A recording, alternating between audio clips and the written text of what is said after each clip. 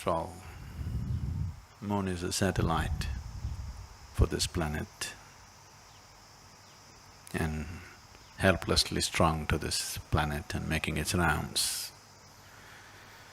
So what is the significance? Why these full moons and no moons are held significant?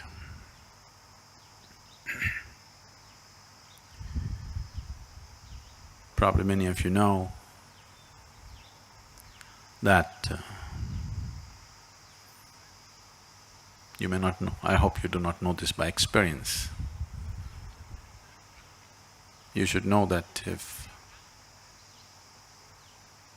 someone is mentally disturbed on a full moon day, on a new moon day, they get little more disturbed than usual. You're aware of this? Happens to you?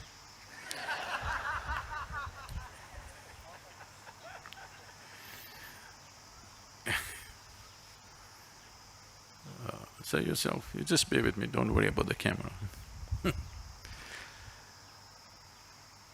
So, it doesn't happen to you, but it does happen to somebody. So it is not that moon instigates madness, it is just that when the moon takes certain positions, it heightens whatever you are. If you are loving, you become more loving. If you are joyful, you become more joyful. If you are blissful, you become much more blissful. If you're a little insane, you become much more insane. If you're meditative, you become far more meditative. It just enhances everything that you are. So we consider these days important so that you consciously create the right kind of quality in you so that it gets enhanced. Today is Burnaby, in the morning you get up and you be in a certain way, you create a certain quality in you so that by evening that quality is enhanced.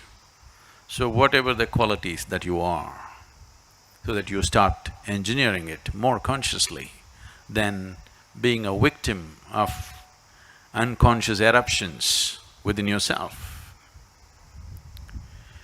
So the moon does not make you mad or meditative, it just enhances whatever you are. You know, even the ocean goes mad. If you are a swimmer on the beach, it's madness for you. But if you are a skipper of a large vessel, it is a boon for you. But something is happening. The very ocean is trying to rise. When the very ocean is trying to rise, the situation may be conducive for you also to rise, probably, if you are willing to make use of it.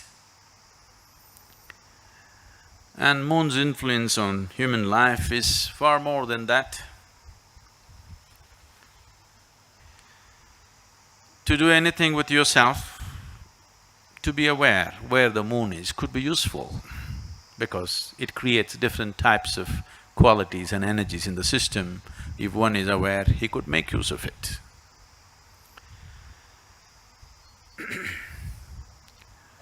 In English language, moon is lunar. If you take a step further, you become a lunatic.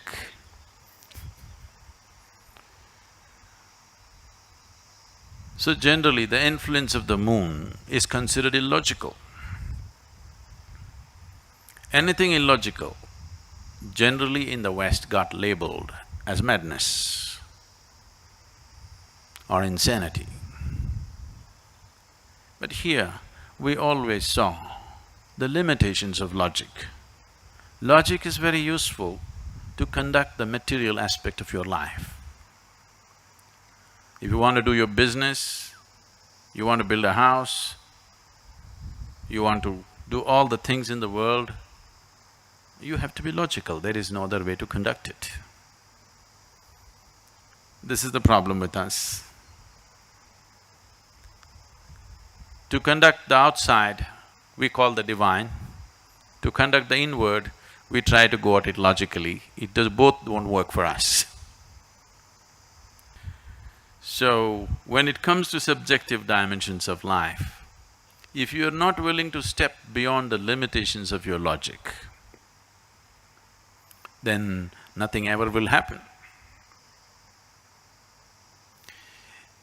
If I ask you to close your eyes and do something very simple, you sit here and calculate, okay, if I do this, what will I get, what will happen, this. Nothing will ever happen to you.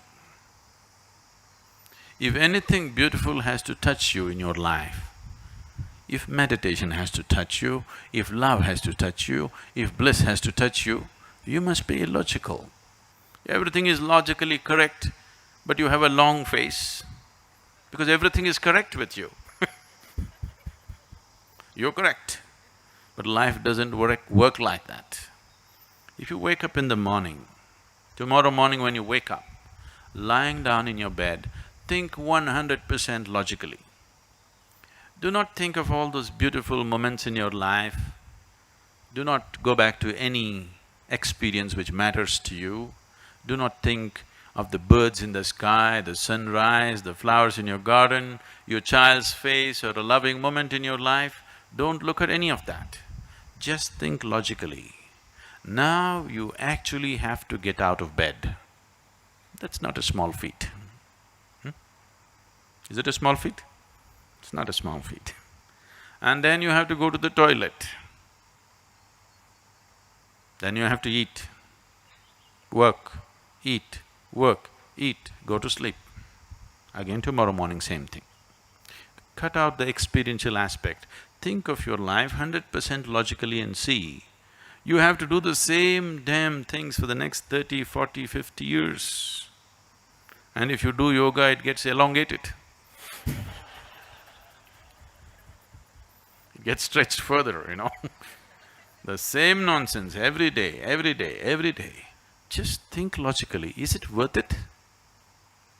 Is it worthwhile? Is it worthwhile? No. Moments of extreme logic are moments of suicide. And all of you have been committing suicide like this, but you don't do anything these days in one shot. You do everything in installments. You're committing suicide also in installments. I want you to just look back. If you're unable to look back, when you go home today, I want you to rummage into your old pictures and see when you were 5, 6 years of age, how your face was. It was like this. Now, it's getting longer and longer. So, if you have to step out of your logic, unless you do it in a certain way, it sounds senseless. Because right now, your idea of sense is only logical, isn't it? But please see, the most beautiful moments in your life have happened to you only when you kept your logic aside a little bit. Yes? Logically examine your love affair and see, it'll be the most stupid thing you can do. Really. Yes or no? Maybe it's the most beautiful thing in your life, but logically dissect your love affair and look at it, it is the most idiotic thing you can do. But it might have become the most beautiful experience in your life. So the logical dimension of life and the experiential possibility of who you are diametrically opposite. So in yoga, we look at you as two aspects, the sun and the moon. You've seen the symbolism? You've heard of the word hatha, hatha yoga?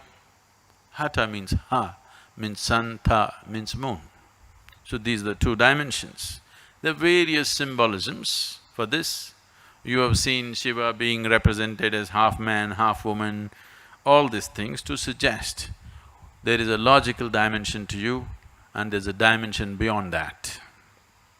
If you do not explore both, you will be an incomplete human being. or you will be only half alive. So when we say a spiritual process or yoga or whatever, what we're looking at is how to become a full-fledged life process, not a half-life process. Just the body is alive, that's not good enough. Everything in you should be a flame. Only then you will see whether something is happening or nothing is happening, it's worth being here. If you sit here, it's worth being here. If you open your eyes, it's worth being here. If you close your eyes, it's worth being here. Otherwise, whatever is happening, it's not worth being here, simply because only a part of you is alive, the other part is yet to come alive. So the moon, today being a full moon, the clouds are hiding it, but don't worry.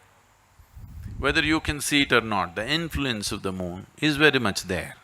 Because on a no moon day or a new moon day, the influence of the moon is far more than on the full moon day. So whether you perceive something or do not perceive something is not the issue, the influence is anyway there. There is a logical element to you which helps you to handle the material well. There's a dimension beyond logic, without it the subjective dimensions can never be accessed.